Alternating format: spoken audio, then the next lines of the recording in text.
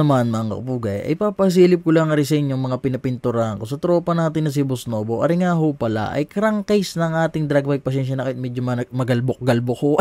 Ari nga ho pala ay medyo matagal nang tapos at yan ngayon lang natin nakuha. Yan kagaya na ring hub natin sa uli ay pinaubi ko ho lahat mga kapugay. Kung mapapasin nyo pati ho yung ating swing arm, lahat ho talaga yan ubing-ube ho. Tingnan nyo. Kaya ho naman niya yung ube, gawa ho ng ating chassis na rin ay silver ho. Di ba nga tayo mahilig sa ube? Ay wala ho, sayang naman kung papipinturahan natin ang chassis na yan. Kaya sabi ko, yun na lang mga isasalpak ang atin ng papinturahan. Dahil nga ho natapos na mga kapugay, ngayon naman rin nagpupulong kami ni Boss Kenneth kung ano bang mga dapat bilhin pa at mga kung ano ba yung, kung mga kulang para maayos na agad, mapatindig na rin sa mas lalong madaling panahon. Ay di nga kami nagpulong pagkatapos naman ng aming saglit na pulong, mga 2 hours, ako na may dumiretso ng Kalatagan at naisip ko yung ating binubuong Raider 150 na ipamimigay sa inyo mga kapugay. Tama ho kayo na narinig. Ito na may para sa lahat ng mga nagsishare, mga laging nakareact sa ating post at syempre mga nakapalaw. Gusto ko nga bang mapatindig ho agad pero hindi, yun nga pala, hindi ako sigurado mga kapugay kung ngayon bang magpapasko o makatapos ang Pasko buo agad at maititindig yung ating Raider 115 binubuo. Kaya nag-iisip ako ng isang paraan kung sa kumbay pampalubag ng loob. Ang naisip ko naman ay mga pyesa dahil nga naman ang ating Raider 115 pamimigay sa inyo ay nabubulol ako, sorry ay isa ang makakahagip noon. Ang balak ko kausapin si paring Alpon at manguha doon ng pyesa kung sa kumbay magnakaw ako sa kanya.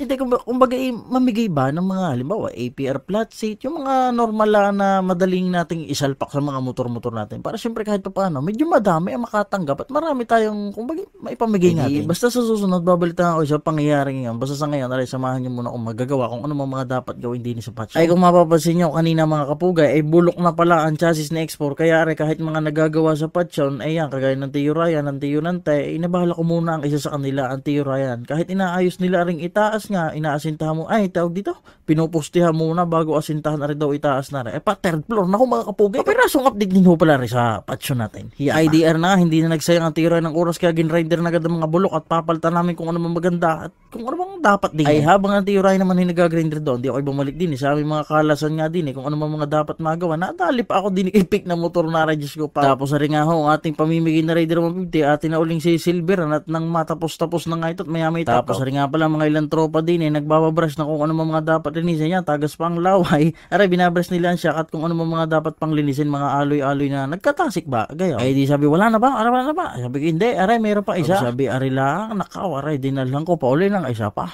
Isa ang lang. Akala ko na may basta na rin lang ayos din na dumali ang mga re. Abay salamat na agad Boss James, magtatampo pa yan. Ay si Boss Ron naman nagpupunas na doon ng siya at tapos na daw. Bago na may bigla namin natanaw ring ating CRF na noon ay pinalta natin ng tambutyo, ngayon na may gusto itanggalin na rin. Sabi ko gay kung kaya kaya hindi na rin nagsayang ng oras sa mga tropa. Talaga na mga si Boss Matt Humble talagang ganang magkalas. Tapos akala na may 2 tornilyo lang hindi mabunot yung pala may kalasin pa sa loob kaya hindi na pagpapabaklas ito lahat. Ay pagkatapos na matanggalin yung ating tapaludo nga sa likod, di pinagsasalpak mauli namin nang makita ang kapugian niyang bagong itsura.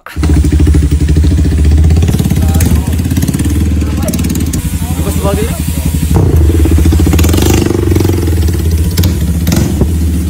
At pagkatapos naman mga kapugay, binalikan ko nga ang Tio Ryan at aray kung makikita niya, linis na linis ay. Aray nga pala, ipininis, tinanggal yung mga ilang kalakalawang at papalitan namin, lalagay nila din aring mga dating tornilyo at yun ang maganda kung bagay sabi ko may buko, ilagay nila sa bandang aray at bago gawa ng paraan kung mas maganda. Tapos hindi pa ho yun mga kapugay, binaklas din pala ni na Boss Matt ang kahan ng ating si Badong. Aray kung mapapasin nyo, madadala na rin ito at mapapaubi na rin sa ating tropa na si Boss Novo. Tinapkutan ko na nga din pala ang ating chassis na pamimigay sa inyo. Ay hindi, motor natin, Raider 150 bubuuin na rin yung chassis, sorry. At pagkatapkot naman ng kapiraso, yan na, una pa lang. At tingnan nyo naman kung hindi makinang mga kapugay. Sige, pula yabang Tapos pagkatapkot mga kapugay, binalikan ko ulit Tio Ryan. Sabi ko, tama na at bukas na ulit. Medyo ginagabi na. Ay sabi ko, bukas na nga lang at hindi na maaninaw. Sabi, hindi, malinaw ang welding. Ayun, nakislap yan At yun mga kapugay, ganyan lang ulit. Sa mga gusto, syempre na rin ating pamimigay na Raider 150. I-share nyo lang itong video ito at mga ilang ina-upload pa natin sa page natin ito. Ay dahil nahapon na nga at medyo nagdidilim na, hanggang dito lang muna ulit.